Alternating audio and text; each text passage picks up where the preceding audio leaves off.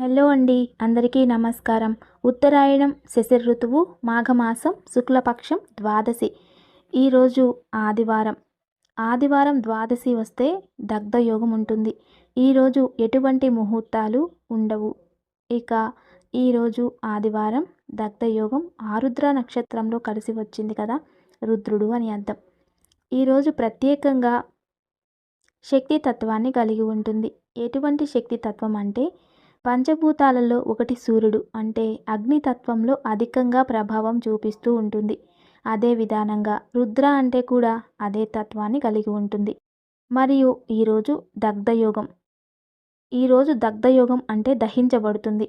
అలా ఈరోజు మనకి శత్రుబాధ ఉన్న నరఘోష, నరదృష్టి, ఏదైనా చెడుల ప్రభావం కనుక మనపై పడుతూ ఉన్నట్లయితే అవన్నీ కూడా దూరమైపోతూ ఉంటాయి. అటువంటి నామమే ఓం రుద్రాయ నమః అనేటటువంటి నామం. ఈరోజు ఎవరైతే ఓం రుద్రాయ నమః అనే నామాన్ని మంత్రబలంలో 108 సార్లు జపిస్తారో వారికి రుద్రానుగ్రహంతో పాటు సమస్త విధమైన చెడు దహించబడుతుంది. చాలా శ్రేష్టమైనది. దగ్ధయోగంలో ఎటువంటి ముహూర్త నిర్ణయాలు, శుభకార్యాలు చేయరాదు. కేవలం ధ్యానము, జపము ఇటువంటివి మాత్రమే ఆచరించవచ్చు. ఇక ఈరోజు అందరూ కూడా ఇటువంటి దగ్ధయోగంలో విశేషమైనటువంటి నామం ఓం రుద్రాయ నమః అనే నామాన్ని జపించాలి. ఓం రుద్రాయ నమః, ఓం రుద్రాయ నమః, ఓం రుద్రాయ నమః.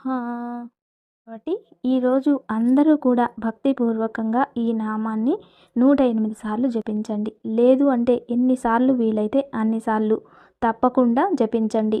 తత్పురుషాయ విద్మహే మహాదేవాయ ధీమహి తన్నో రుద్ర ప్రచోదయాత్ అనే నామాన్ని కూడా జపించవచ్చు.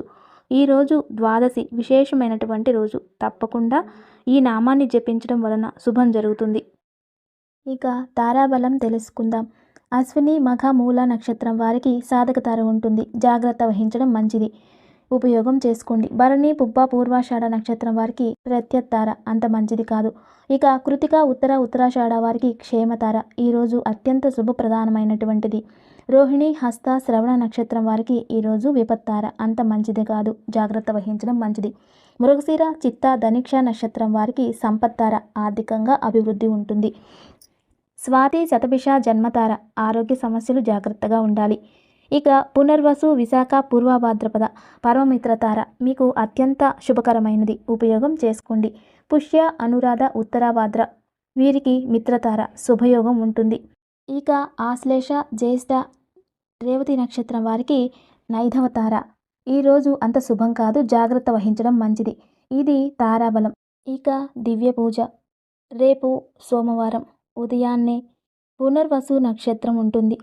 చంద్రుడు గజకేశ్ర యోగం అంటాము. ఈ కలయిక చాలా మంచిది. రేపు దది అంటే పెరుగుతో తయారు చేసిన అన్నం అంటే దద్దోజనం అంటాం కదా, ఆ దద్దోజనాన్ని తయారు చేసి అమ్మవారికి నైవేద్యం పెట్టి అమ్మవారికి విశేషంగా పూజించి మళ్ళీ రేపు సోమప్రదోషం, రేపు సాయంత్రం చాలా మంచిది. అయితే రేపు ఉదయం అమ్మవారికి దద్దోజనం నైవేద్యం చేసి అంటే విశేషంగా పెరుగన్నం ఇటువంటి నైవేద్యం పెట్టి అమ్మవారికి పూజించి యథాశక్తి భక్తి శ్రవణంతో ఏదైనా శక్తి అమ్మవారు అంటే మన ఇంట్లో ఏదైతే దుర్గామాత ఉంటుందో ఆ దేవతలకి పూజించి చక్కగా అర్చించి అమ్మవారికి నమస్కారం చేసి ఎర్రటి అక్షింతలు, ఎర్రటి పూలు తీసుకొని ఏదైనా అమ్మవారికి కోరిక ఉన్నట్లయితే సమర్పించుకొని మరియు ఆ దద్దోజనాన్ని ఉప్పు వేయకూడదు, ఉప్పు లేకుండా నైవేద్యం చేయాలి. తర్వాత దాన్ని ప్రసాదంగా ఇంట్లో ఉండే వారందరూ భుజించడం వలన ఆరోగ్యం ప్రాప్తిస్తుంది మరియు మీ సంకల్పం సిద్ధిస్తుంది.